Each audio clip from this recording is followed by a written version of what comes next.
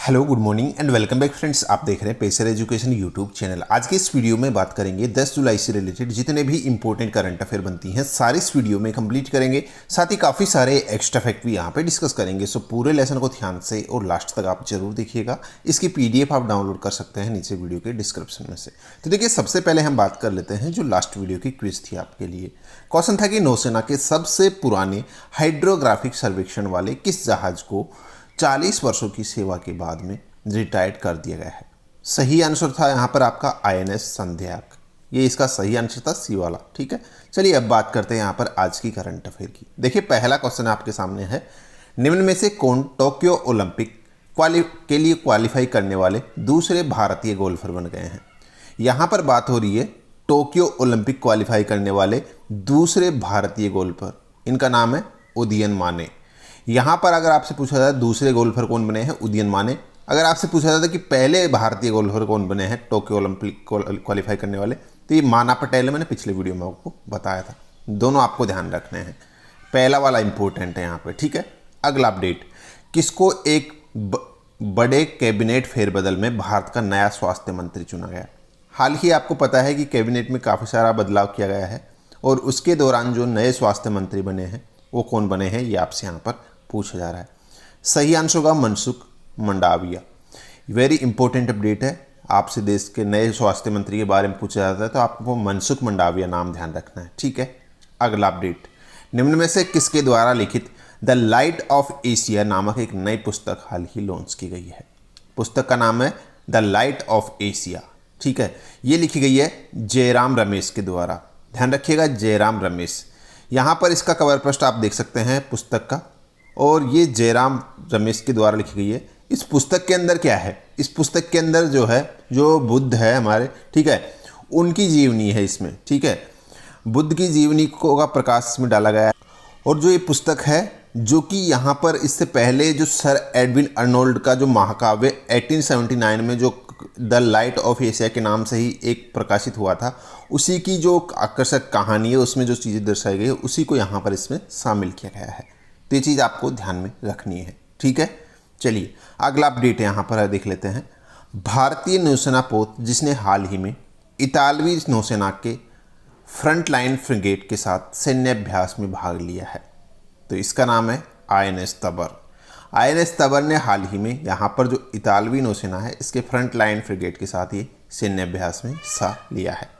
INS तबर की यहाँ पे बात हो रही है। INS तबर जो है ये भारतीय नौसेना में तलवार श्रेणी का तीसरा युद्धपोत है। ये ध्यान रखिएगा, जिसे 19 अप्रैल 2004 को कलिनिंग्राद रूस में कमीशन किया गया था और तलवार श्रेणी का एक पोत है। ध्यान रखिएगा, तलवार कैटेगरी का ये, जो कि supersonic BrahMos anti ship cruise मिसाइलों से लैस है और ब्राक फर्स्ट मिसाइलों से भी लैस है।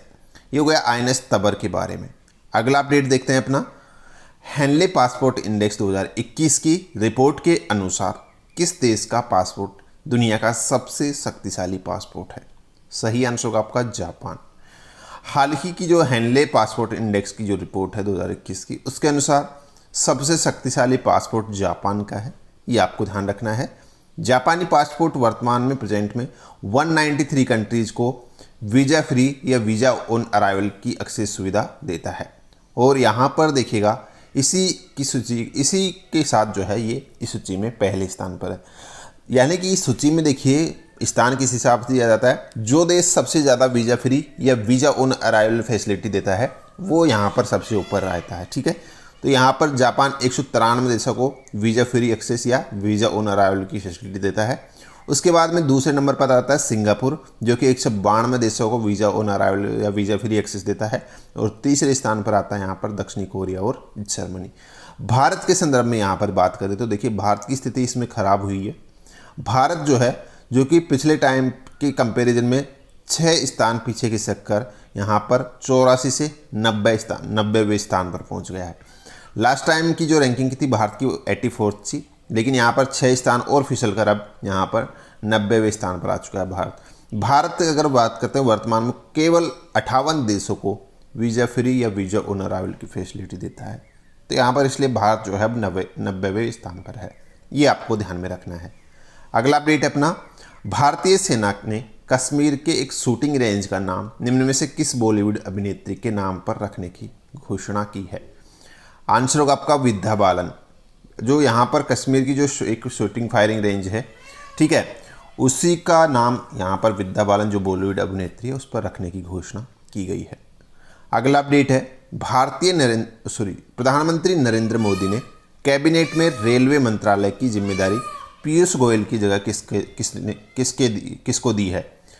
यहाँ पर देखिएगा, आपको पता है पहले रेल मंत्री कौन थे, पीयूष गोयल थे, अब वहाँ पर इनको बदल दिया गया है और इनकी जगह अश्वनी वैष्णव को नया रेल मंत्री चुना गया है। वेरी इंपॉर्टेंट अपडेट है, ध्यान रखिएगा। नए रेलवे मंत्री कौन बने हैं देश के, अश्वनी वैष्णव बने हैं, ठीक है।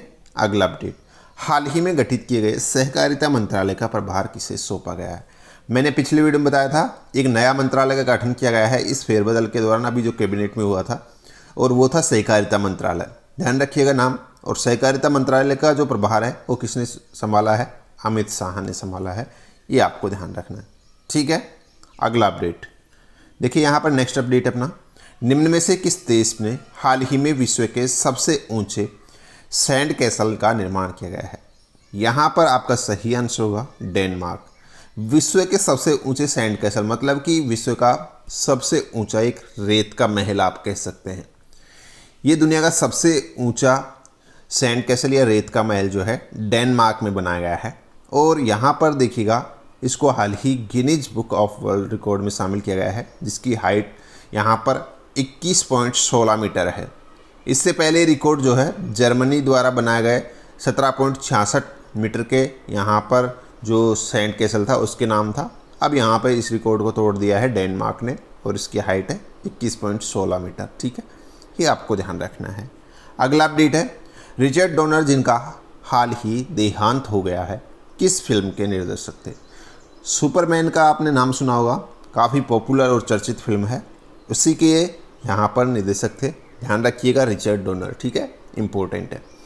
अगला अपडेट, यूनिटी 22 मिशन का संबंध किससे है। यहाँ आपका सही आंसर होगा रिचर्ड ब्रैनसन। यूनिटी 22 जो मिशन है ये संबंधित है रिचर्ड ब्रैनसन से। यहाँ पर 2 पॉइंट हमारे लिए काफ़ी इंपॉर्टेंट है। पहला पॉइंट यहाँ पर देखिएगा, कल्पना चावला और जो सुनीता विलियम है इसके बाद भारतीय मूल की तीसरी महिला शिरीषा अंतरिक्ष उड़ान भरेगी। यहाँ पर देखिए जो मिशन यूनिट 22 है, यहाँ पर जो मैंने क्वेश्चन में डिस्कस किया है, ये एक 6 सदस्य का एक दल है और 11 जुलाई को ये अंतरिक्ष के लिए उड़ान भरेगा, ठीक है। और इसी दल की ये हिस्सा होगी जो भारतीय मूल की तीसरी महिला होगी अंतरिक्ष में उड़ान भरने वाली। इससे पहले कल्पना चावला और सुनीता विलियम्स जो है भारतीय मूल की महिलाएं थी जो अंतरिक्ष में उड़ान भरी थी, ठीक है। यहाँ पर देखिएगा जो बिजनेसमैन और वर्जिन ग्रुप के जो फाउंडर है रिचर्ड ब्रैनसन, वो इस मिशन को मतलब कि हैंडल करेंगे, इस मिशन के स्पेशलिस्ट होंगे, ठीक है, ये भी आपको ध्यान रखना है। अगला अपडेट देखिएगा जो आज की क्विज़ है, इसका आंसर लिखना है नीचे कमेंट बॉक्स में। क्वेश्चन है कि जम्मू कश्मीर में किस नदी पर बना मैत्री पुल हाल ही में आम लोगों के लिए खोले जाने के कारण चर्चा में रहा था। जो भी करेक्ट आंसर है नीचे कमेंट बॉक्स में लिखना है। सो आज ये थी आज की करंट अफेयर। होप आपको वीडियो पसंद आए तो लाइक शेयर कर दीजिएगा। आज की इस वीडियो में इतना ही है, मिलते हैं नेक्स्ट वीडियो में, धन्यवाद।